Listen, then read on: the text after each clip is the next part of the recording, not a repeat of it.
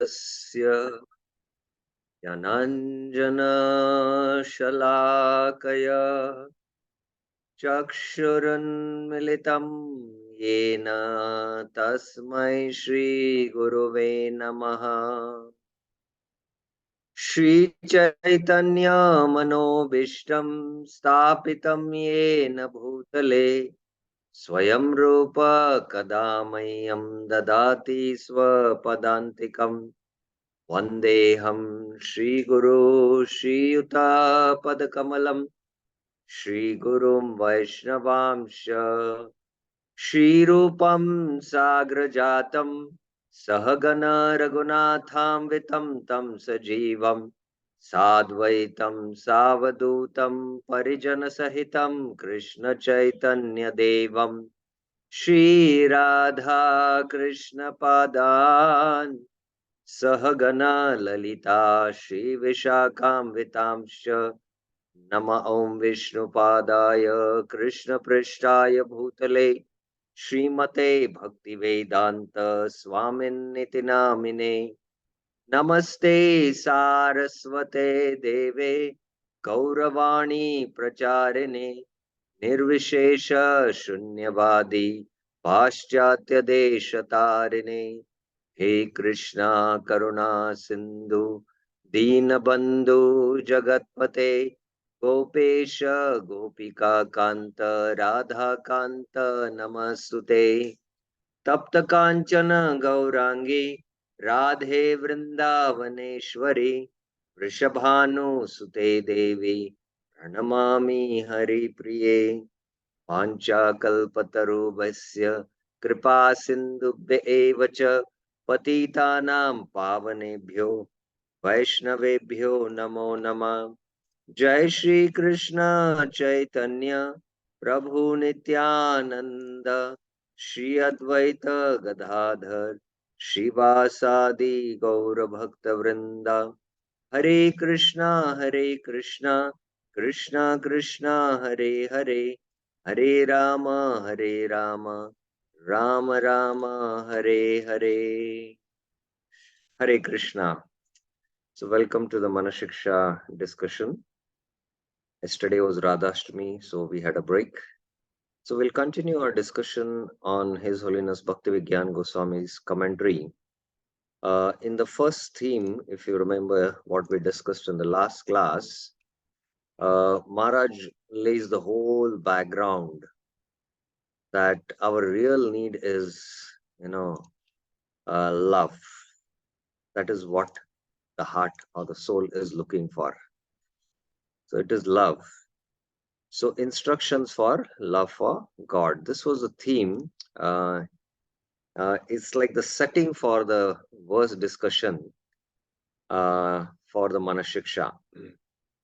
So Maharaj discusses this, and we went quite systematically into this purport, especially this point that even if we possess the entire world, it is still not enough. We would like to start war with another universe because of this greed. This greed is there because there is vacuum in the form of absence of God.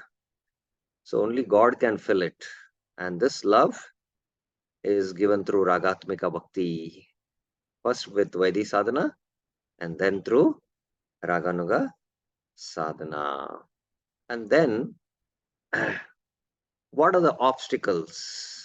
And the last of the obstacles is this unchaste woman. So now Maharaj starts commenting on verse 7 of the commentary after laying the background. So if you want to attain that love, you have to drive out this root of all anarthas in the form of pratishta, asha. And we briefly touched on the bhaktya loka, the 6 faults that destroy bhakti. The second one is prayas, and the endeavor prayas for pratishta is a great obstacle. And Maharaj had mentioned here that this is the root of all anarthas according to the teachings of Sanatana Goswami and Hari Bhakti Vilas. So this is Sanatana Goswami speaking in Hari Bhakti Vilas, which we saw in the last class. And we also saw Vaishnav K. Bhakti Siddhanta Sarita Thakur also making the same point. दुष्ट मन तुम्ही किशेर वैष्णव प्रतिष्ठार तारे निर्जन घरे तव हरिनाम केवल कैतव प्रतिष्ठा आशा शुकेर विष्टा जडेर प्रतिष्ठा शुकेर विष्टा.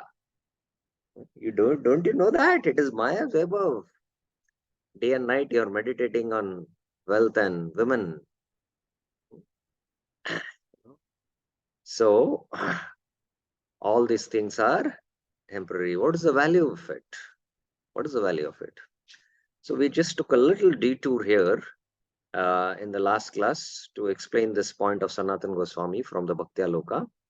And the last point, which I had not discussed, is where we begin our discussion from today. In other words, when people start demeaning themselves to be spiritual master or guru, this anartha is the root of all anarthas in accordance with the teachings of Sanatan Goswami and Hari Bhakti Vilas. Okay, next, what Maharaj has to say. If we don't drive this away, everything else will come back. The merry woman that's dancing in the heart will call back all the anarthas. Come on, come on. So if you don't drive this anartha pratisthasha, then this is a unchaste prostitute. She'll call her lover, who is deceit, kapata kutinati, and by their union, they will give birth to many children in the form of himsa, nishiddhachar, all the anarthas. All these children will be there. Everyone will come.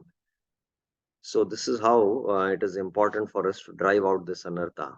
So we saw this already, Bhaktya Loka. Next paragraph. Raghunath Das Goswami says, as long as she is there, sadhu premna, pure prem, will never touch the heart. Katam sadhu premna sprushati. Sprushati means it will not. Katam. He's asking a question. How can unchaste, how can the chaste lady of love, sadhu premna, enter your heart? Because this prostitute is there. There will be no love in the heart because it will remain desecrated. Krishna provides all opportunities to fulfill this desire to be great. So Krishna will fulfill our desire, because we have that desire. He will test us. Really, he really wants love or he wants some position in this world. So he's going to test us. This persisting childish desire for recognition, honor, and to be the center of attention is the last to remain in our hearts, and it desecrates everything else that we are doing. So it's simply a childish desire. Who lived 5,000 years back? All those great personalities, where have they all gone? They are big, big empires. Where have they gone? It's all washed away in the tide of time.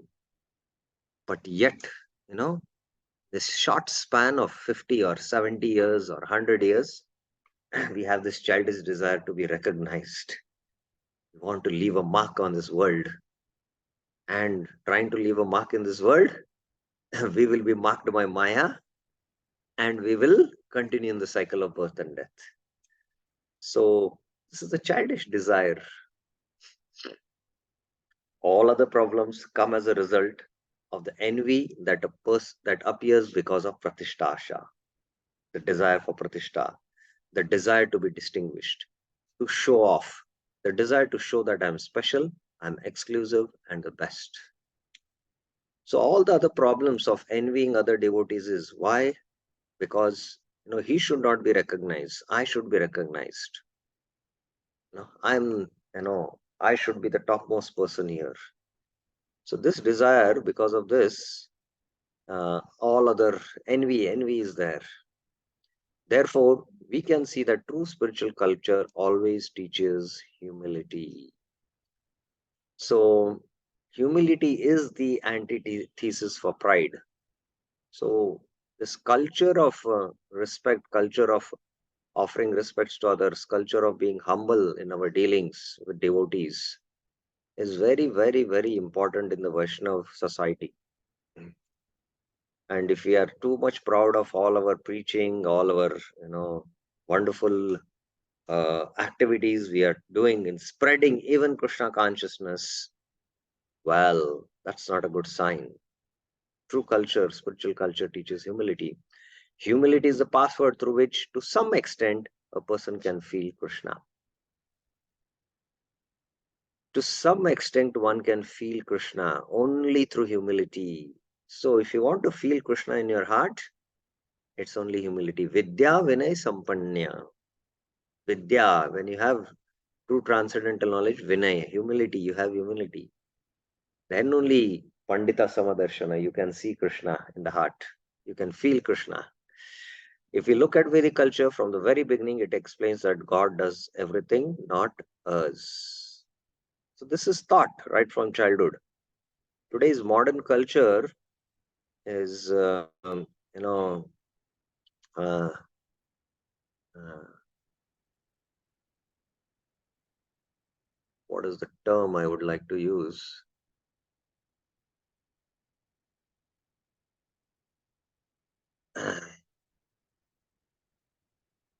Daiva.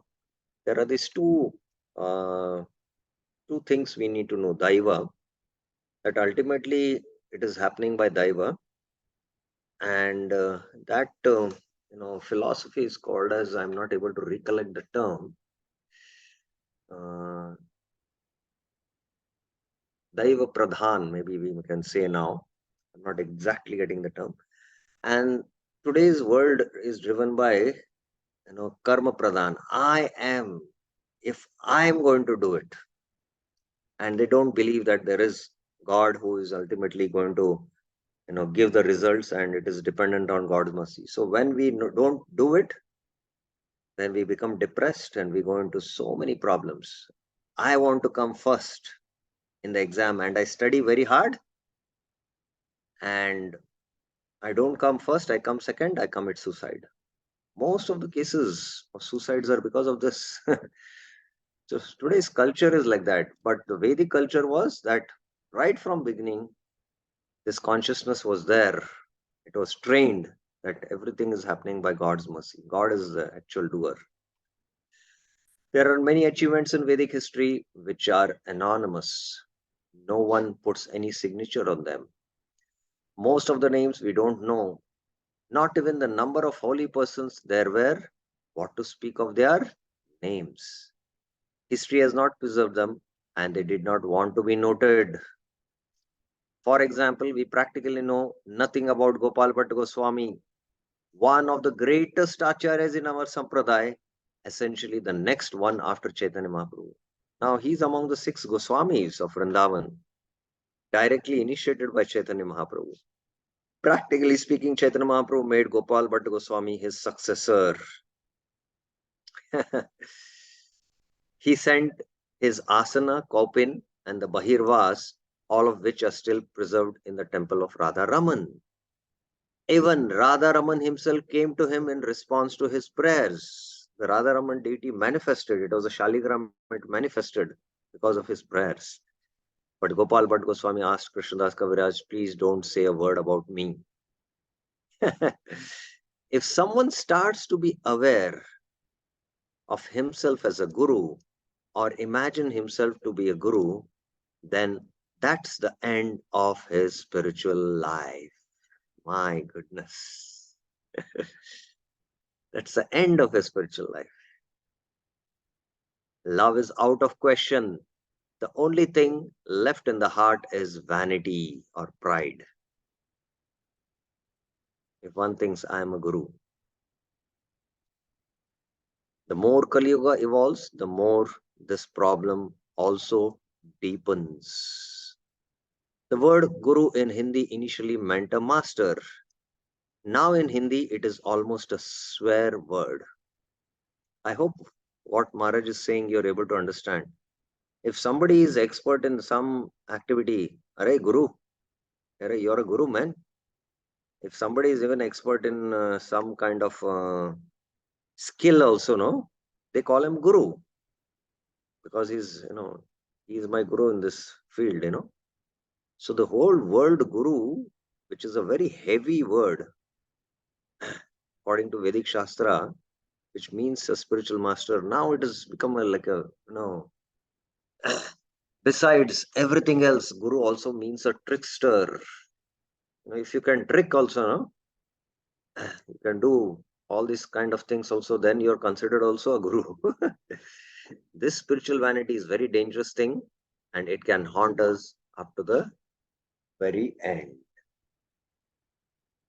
For instance, the famous Kumbh Mela in India is practically the best fair of spiritual vanity, exhibition of, you know, pride. Everyone comes to exhibit their, to show how they are, something better than others. The gurus gather there, seated on jewel bedecked silver thrones on top of the elephants. Recently, even the elephants went out of fashion. They put the silver throne on top of a jeep. This is what they do now. This is also out of fashion now. This behavior is very sad thing, because actually we must understand that if I'm a true devotee, I should not expect honor. Now, this is what is happening today. And you can see in the Kumbh Mela, this exhibition happening of spiritual vanity. But you all remember when Srila Prabhupada also was during his manifest pastimes, the Kumbh Mela was there. And Prabhupada with his disciples had gone for this Kumbh Mela. And the disciples, Prabhupada had gone for a preaching purpose to preach there. And see Prabhupada's mood and example that there was a procession on an elephant of some guru. And then the disciples told Prabhupada, actually, you are the real guru, we know that. So let us have your procession on the elephant. And Prabhupada replied to that, no, let us have Gaur Nitai on the elephant, and we will take, or Radha Krishna, and we will take them on a procession and do the Harinam Sankirtan. So that was Prabhupada's mood. And Kumbh Mela, it is usually in the winter time. It was extremely cold, and Prabhupada disciples were not getting up in the morning, taking bath and attending the Mangal Arti. And Prabhupada, although all his disciples were very young in the 20s and 30s age group, Prabhupada was more than 75 or somewhere near 80. But yet to teach and as an example, he himself took a cold water bath in that holy river early morning, and started coming to the morning program, and then the disciples followed. So that was Prabhupada's mood. Moreover, if I'm a true devotee, I will expect to be reproached by others. See, if we feel that I'm a true devotee, I should be expecting honor. But actually, if I'm a true devotee, I'll expect to be reproached by others. So here is a prayer. Madhavendra Puri wrote a wonderful verse where he says, let other people think that I'm gone mad. Let my friends think that I'm totally confused. Let the relatives say that I'm complete fool. And let those who know the Vedas consider me just a proud fool. I don't mind, because my mind is now attached to Nandanandan Krishna. Let whatever other thing, I don't mind at all. If we are true devotee, we can expect people not to like that we live a life of complete and absolute devotion. They will start reproaching us. They will start reproaching us. This is something important that we must remember. Raghunath Das Goswami gives the solution. He says, Pratishta Asha Drishtva Sapachi Ramani Me Ridhi Nadet. That Sapachi Ramani, that shameless prostitute, is dancing. Katam sadhu premna sprushati. So how can pure prema touch my heart? Suchire tan nanumana. Think for yourself how the pure can touch the impure. Mana, mind your mind. How the pure can touch the impure. My heart becomes untouchable because this woman there has cast off all restraint. So he gives a solution on how we can protect ourselves from this problem. Sadatam Sevasya Prabhu Daitya Samantam Atulam. Constantly, Sada. Sada means constantly. Serve the servant of the Lord. Prabhu Daitya. Prabhu is the Lord. Daitya means the very dear servant of the Lord. And he is incomparable servant of the Lord. Not Krishna, but the servant of the Lord. So not you should not serve Krishna, you should serve the servant of the Lord. Prabhu Daitya Samantam. And not ordinary servant of the Lord, the best of the servants of the Lord. Samanta means a general. So we all know that famous pastime when Prabhupada was giving one talk about Brahmanas, Kshatriyas, Vaishyas, Shudras, first class, second class, third class, fourth class. Suddenly somebody got up and asked, Swamiji, which class you belong to? Prabhupada paused and said, I am the fifth class. I am the servant of all the four classes. Prabhupada himself always considered he had this mood of servant of the servant.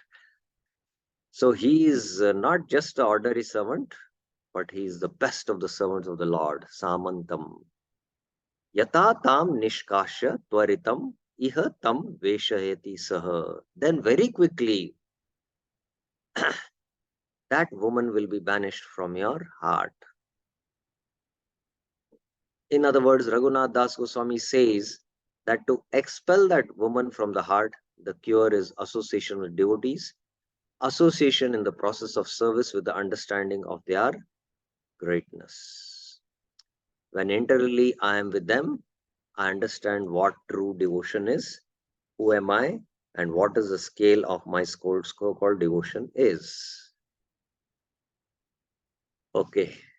Any questions up till now?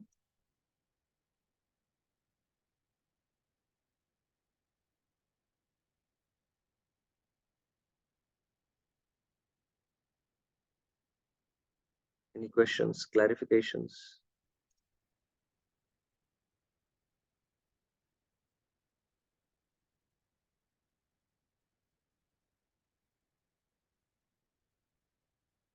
Okay.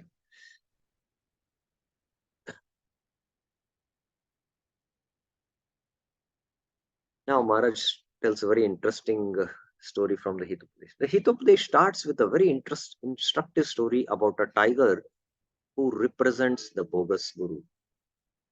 Now, in this Hitopanishad, there is a story of a tiger, but he represents what?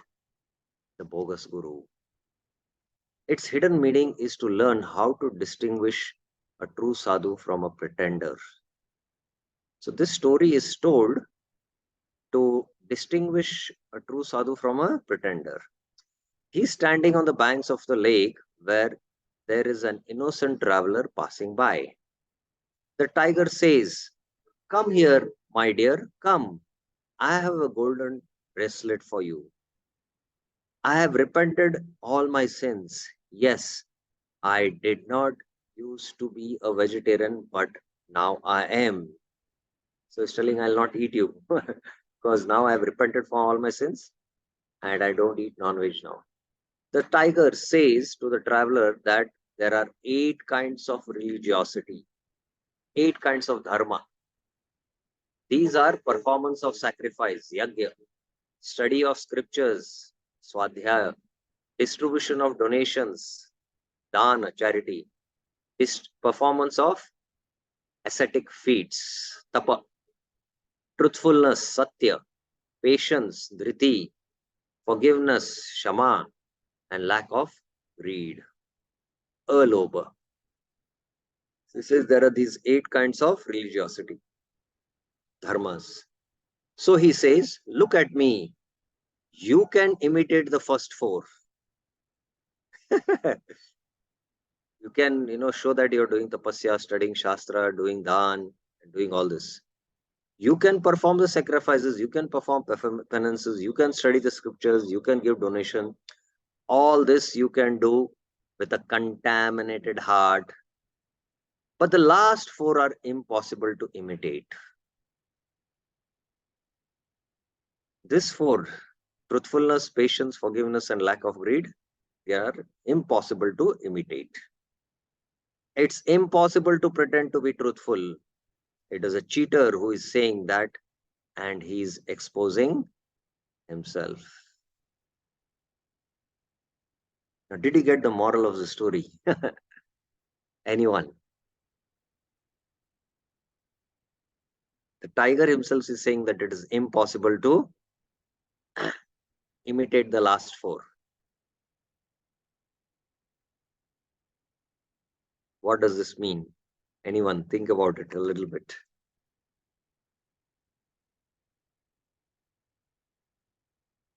Anyone?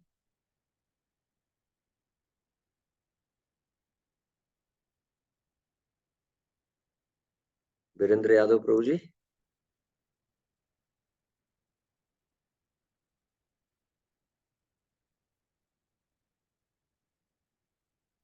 No, Hare Krishna Prabhu. Yes. Oh, it means that this last four, it cannot be imitated and it cannot be pretended.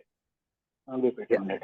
Yeah, but now you see this statement. It's impossible to pretend to be truthful. It is a cheater who is saying that, and he is exposing himself. Who is saying this? That it is impossible to imitate the four. Tiger is saying. Tiger is saying. Now, what is the lesson then? That means he is going to cheat. That means he is going to. That means what? These four can be also imitated. That's the point. He Yes. says that it is impossible to pretend to be patient. It is impossible to pretend to be able to forgive. And it is impossible to pretend to have no greed. Because the tiger speaks like this, the meaning in this fable is that even these can be imitated. Even these can be imitated. The tiger is not truthfully speaking this. So, what all, please take this lesson very, very seriously. He is speaking about dharma. Dharma. He is speaking about dharma. Those who are dharmic, they can show that they are doing yajna, swadhyaya, dana, and extreme tapa. And all this can be imitation. And they can show these qualities also. But even these can be imitated. They can show that I'm very, very truthful. I have never told a lie in my life. And will always be telling lies. They might show extreme patience also. But these can be also imitated. So one has to test a sadhu very, very carefully before he surrenders to him. I know of one very senior devotee who, before coming in touch with ISKCON, he was coming from a very traditional religious background, and he was connected, their family was connected to a sadhu also who was coming in the Guru Shish Parampara, but from another sampradaya.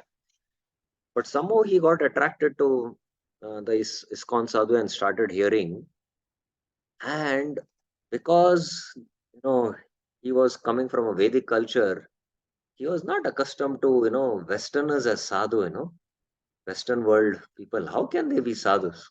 It's only Prabhupada who did this magic. So he wanted to really observe this sadhu for 10 years. He carefully studied this ISKCON sadhu and tested him, in fact, tested him. And then at last, one day he fell at his feet. I said, I really was testing you, Maharaj, but I found you're impeccable, you're perfect. You have all the sadhu qualities. So I surrender my life to you and please give me initiation.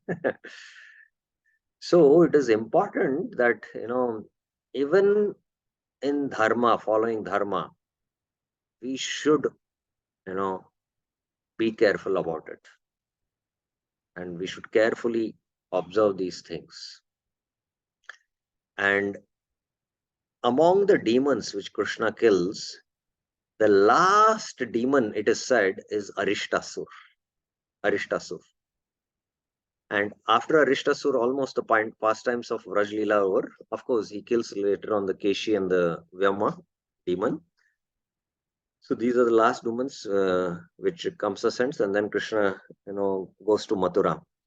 So this last demon is in the form of bull, and bull is a sign or symbol of religion. And when did this Aristasur attack? When Krishna was about to perform his Ras Leela. So this bull represents Dharma Dwaji, that when the highest dharma in the form of rasa, the Ras Leela, you want to, enter into it, but you can, there also become a Dharma Dwaji in the form of imitation. That, I am practicing Raganuga Sadhana, I have entered into higher ecstasies and imitation, just like Aristasur actually was, bull, who should have been a symbol of religion, but he was a demon. So that's why we should, be careful in evaluating. So this is to learn to distinguish a true sadhu from a pretender. Even these qualities do not serve as criteria. Actually, if we want to know the true criteria for understanding who is a sadhu and who is not a sadhu, then it is not enough to just listen to what the person says. Please mark this statements. Devotees, please mark this statement. It is just not, important to listen to what he says. We need to examine him and look at the way he associates. So this examination has to be done. The spiritual master has to examine the disciple before accepting, and the disciple also has to examine. The criterion that Raghunath Das Goswami is giving here is very important, which is that a person should not internally deem himself to be a guru, and this means that he must always seek higher association. He must always consider himself to be a disciple. There is a story in this regard about Gaur Kishore Das Babaji Maharaj. So regarding this point, Maharaj tells a story of Gaur Kishore Das Babaji Maharaj. A young man came to him trying to somehow serve him, but then he became bored and left for Puri. So because Gaur Kishore Das Babaji Maharaj was very famous, everyone wanted to become famous like him without doing the bhajan. So this person also came to serve him. Then he became bored and he left for Puri. After some time, he came back, this times in the robes of a sannyasi. So he came back now in the robes of a sannyasi. He was accompanied by some Mahanta, the prior of some temple. Some Mahanta he had accompanied. The Mahanta introduced himself, saying, Babaji, this disciple of yours has now become an elevated devotee. Please accept him. In Puri, he served Haridas Thakur and chanted 3 lakhs of the holy names. Gaur Kishore Das Babaji looked at him closely and said, I do not recall having such a disciple. Then he looked again and said, actually, I don't consider anyone to be my disciple in this world because I myself have failed to become a disciple. Since I have failed to become a disciple myself, how can I teach someone else? Because the only thing we can teach someone is how to become a disciple. And how can I consider myself to be another's teacher or a preacher or a lecturer or anything like that unless I have learned to be a humble disciple? He finally said, go away, I do not want to see you.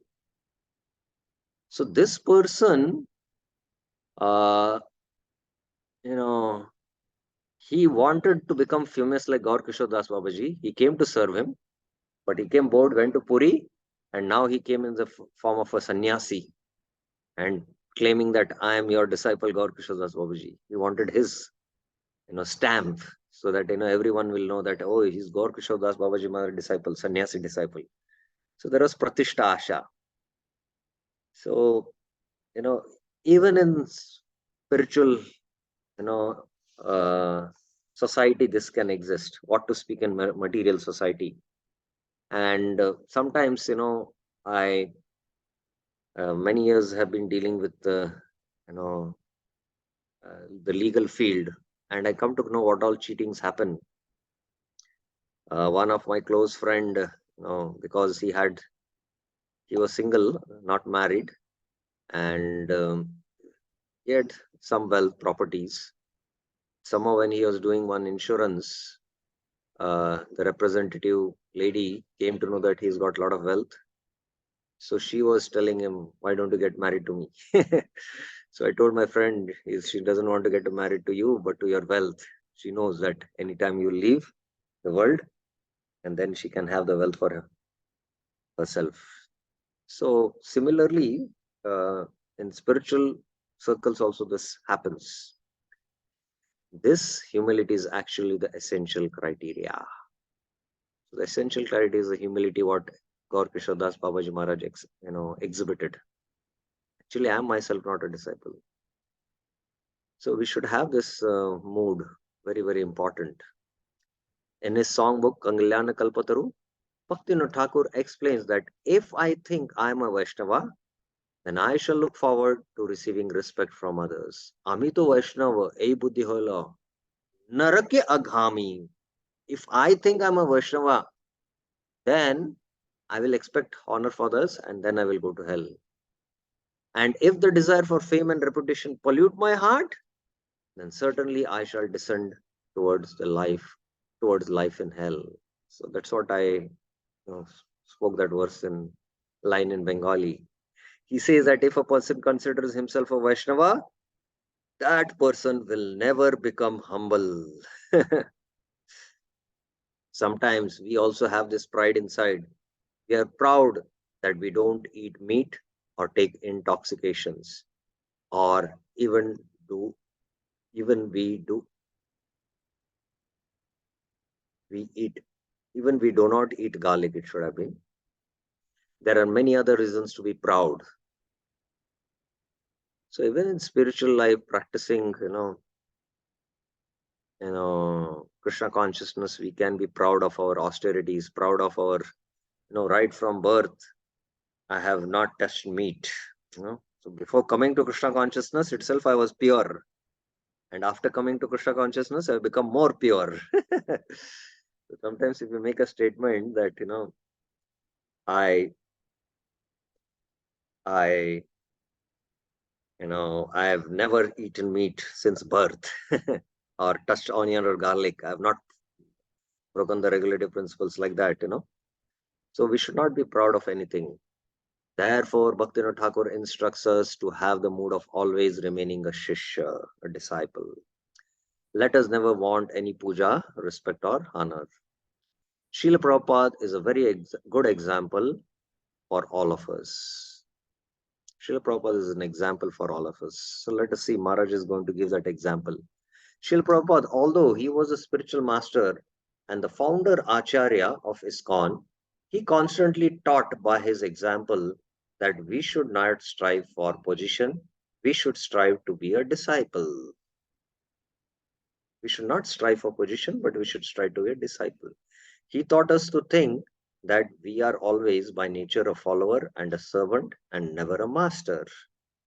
There is an amazing letter Srila Prabhupada wrote that touched me very deeply. So Maharaj is going to narrate that letter.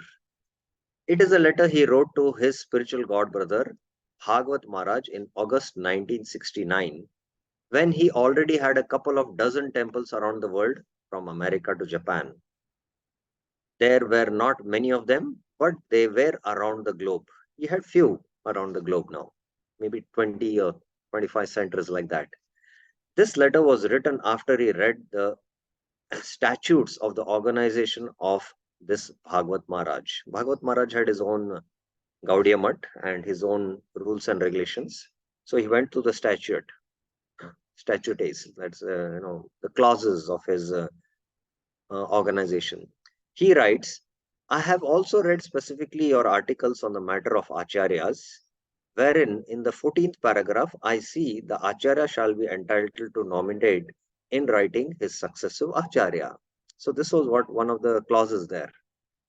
He writes as if casually, but he says, But we do not find any record where our Srila Prabhupada means Bhakti Siddhanta Saraswati Thakur, nominated any acharyas after him. So Bhakti Siddhanta Saraswati Thakur did not nominate any acharya after him.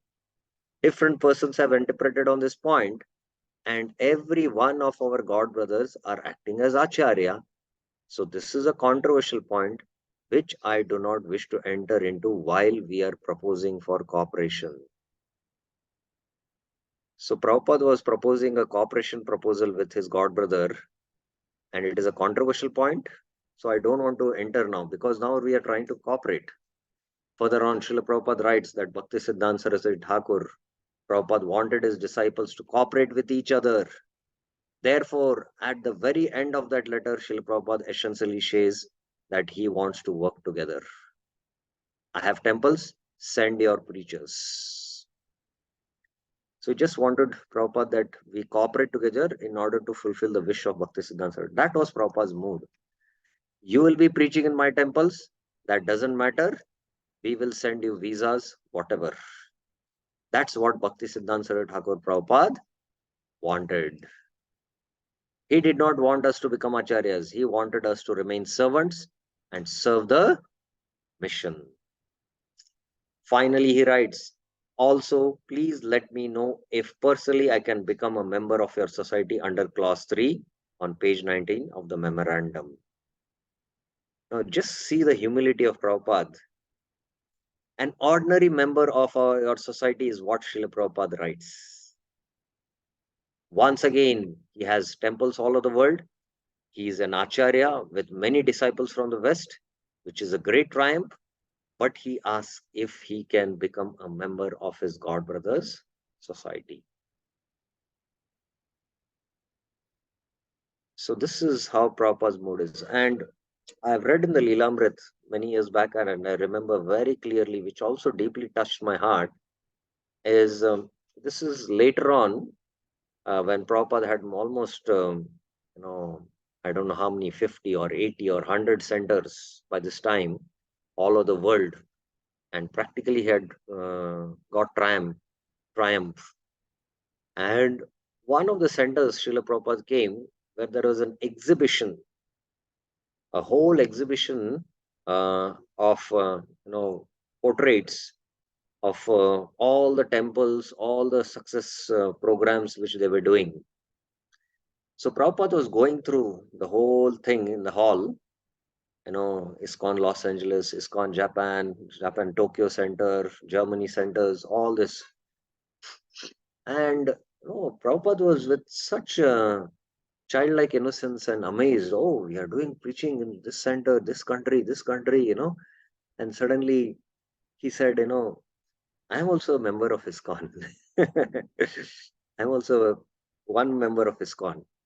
Prabhupada was single-handedly, all the credit belonged to him for spreading the Krishna consciousness and, opening all these temples. But he made a statement. I think it was before Rameshwar Prabhu, after going through that, I'm also one of the members of ISKCON. So that's what Prabhupada's mood was. Okay. Although pride is the last thing, we see how it works even in some earlier stages of our service, preventing us from appreciating other people and operating. Pride is the last of the anarthas, but even in the beginning stages of our service, it prevents us from appreciating other service and cooperating with them. This idea that I'm a preacher, that I can do something and that I can teach someone actually destroys our society.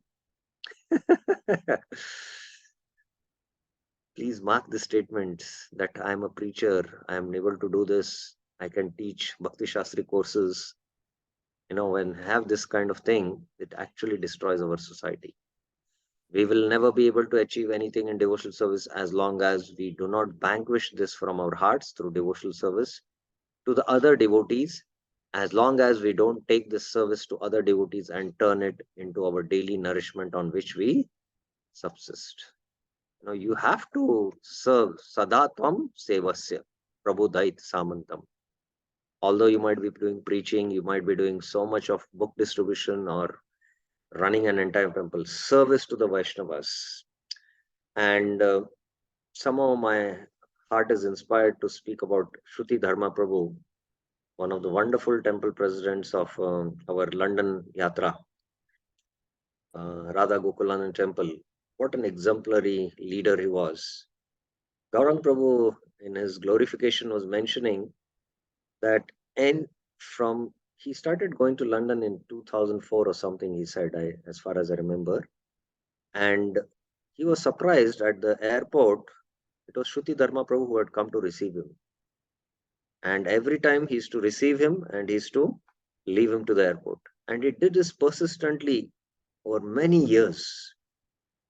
So serving the Vaishnavas, that was the mood of Shruti Dharma Prabhu. What an exemplary example. So if you think I'm a preacher, and you don't want to serve the Vaishnavas, then it'll actually destroy you also and the society also. This is the last and the most important obstacle on our spiritual path that we must constantly be aware of. We should be constantly aware of this anartha. Okay. Now, having said this, Maharaj will now come to the theme of how to progress towards purity. How to progress towards purity. Now, up till this point, any questions anyone has?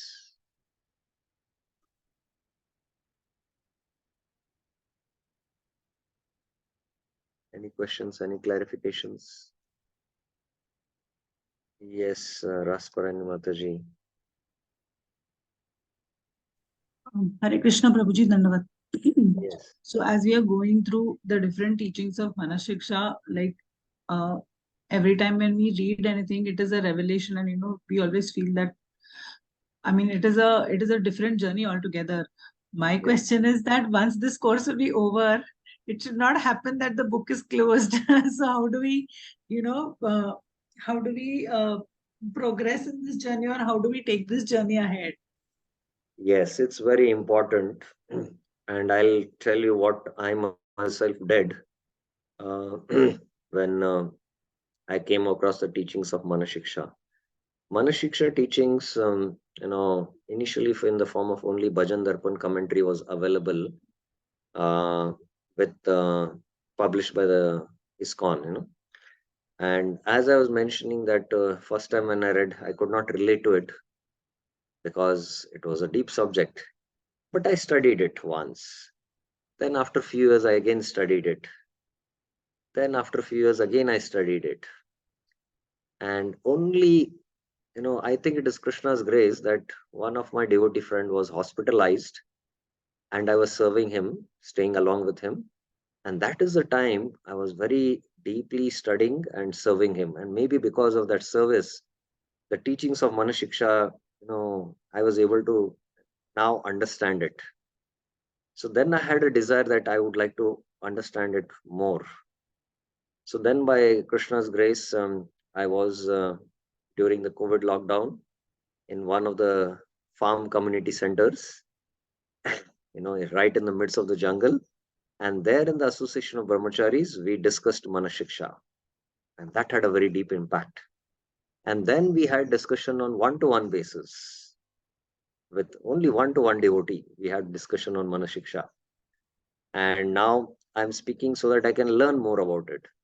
So the way to go ahead is that having understood that this is very important now, yes, first then let me start reading the book on a regular basis, or let me have a devotee with whom I can share this knowledge, and we sit and regularly weekly once we read this book and try to understand the teachings, because it takes a lot first to understand and then implement it in our life.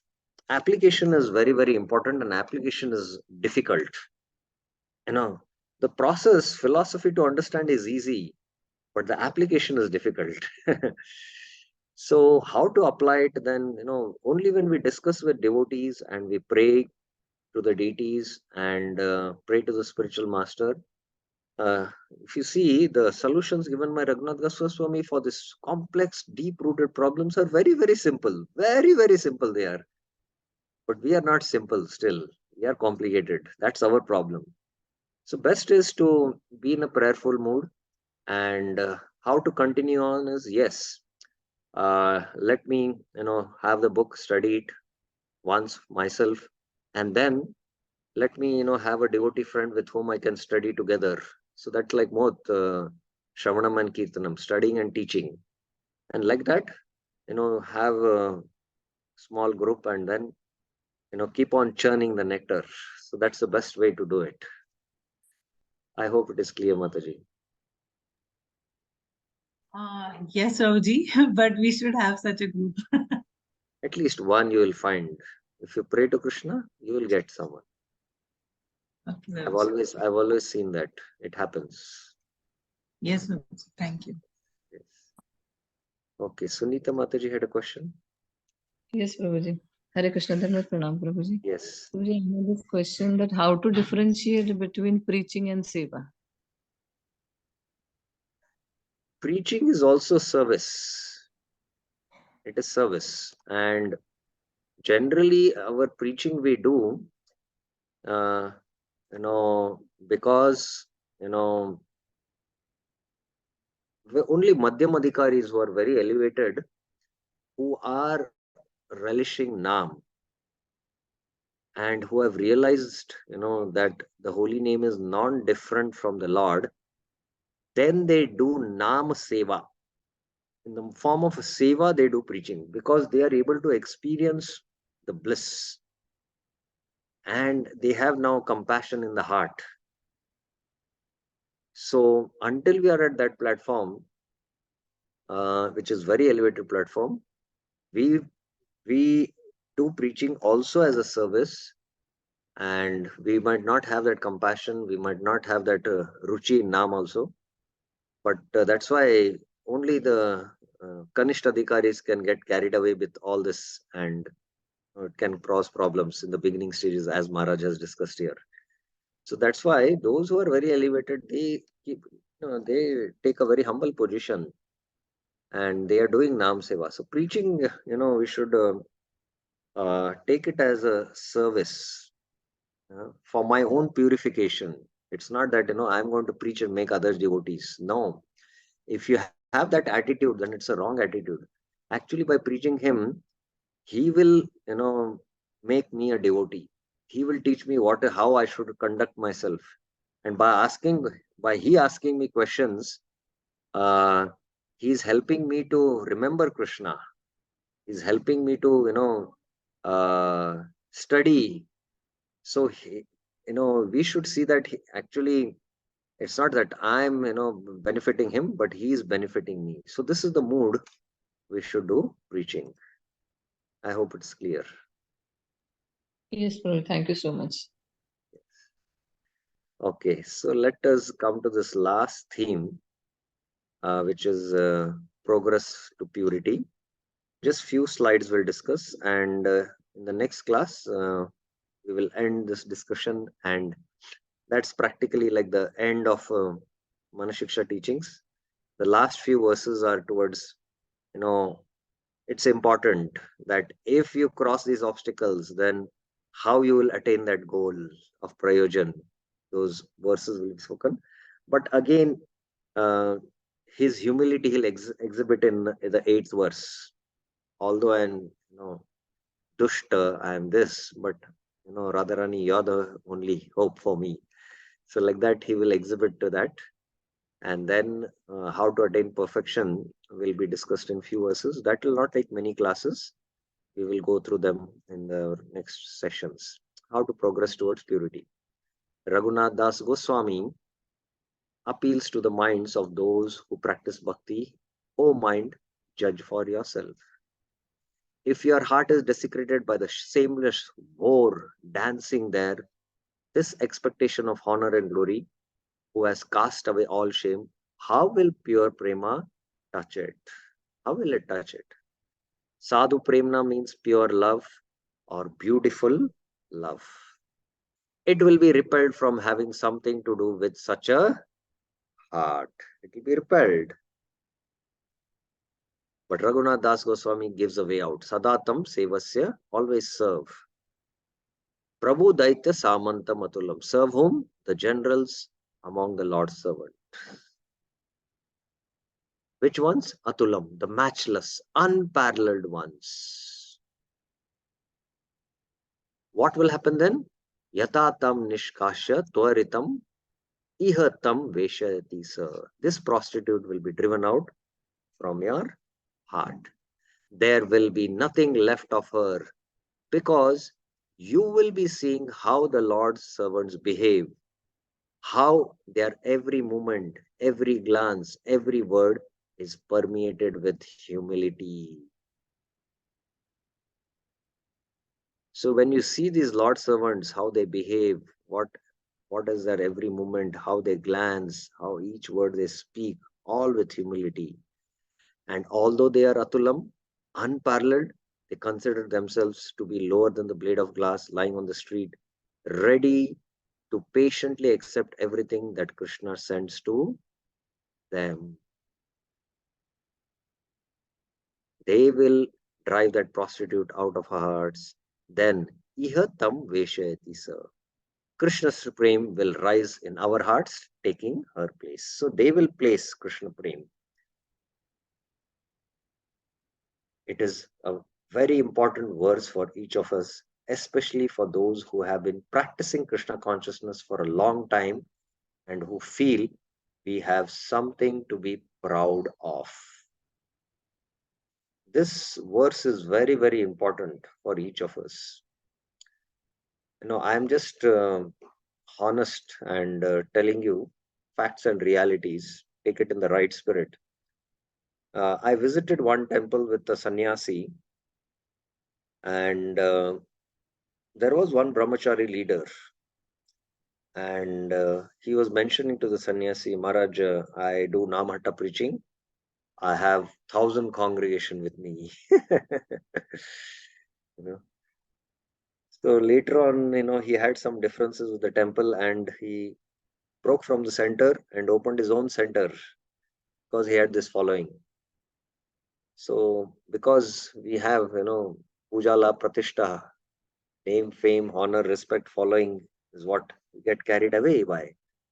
So that is why this verse is very, very important, especially those who are practicing Krishna consciousness for a long time, not for a short time, for a long time. And they, those who feel that they have to be proud of something, it is especially an important verse. In reality, none of us have anything to be proud of. If we look, there is no merit of ours in anything, but it is the nature of the mind that it expects honor. What is the most disgusting is that it expects honor even for our spiritual activity and practice. Bhakti is ahetuki apratita. If we practice bhakti with, some expectation, it's not at all pure at all. So we expect honor in our spiritual activity also. I collected so much donation for the temple, so please remember to announce. Please announce that I had collected so much. So this is, as I have previously mentioned, this is the last obstacle that can remain in a person even at the level of bhava. My goodness. So these anarthas are some of the subtlest anarthas which, we have to surpass, and it can remain even at the level of bhava. As a result of carelessness, if we do not drive this out through any available method with the help of association, service, and humility, if we are taking service from others for granted and expecting respect, fame, and honor as something well deserved, then the consequences can be very unfortunate.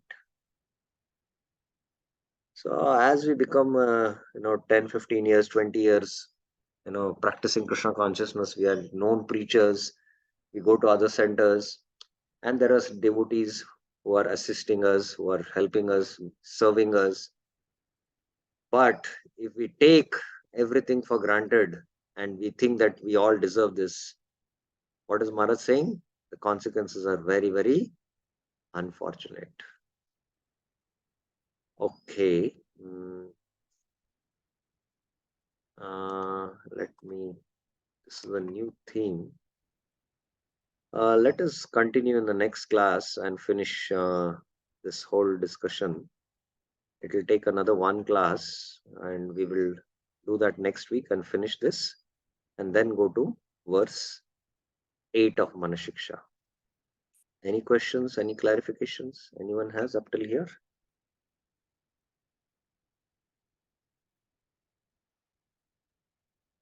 Okay. Srila Prabhupada ki jai, Srila Raghunath Das Goswami ki jai, Sri Manashiksha ki jai. Hare Krishna.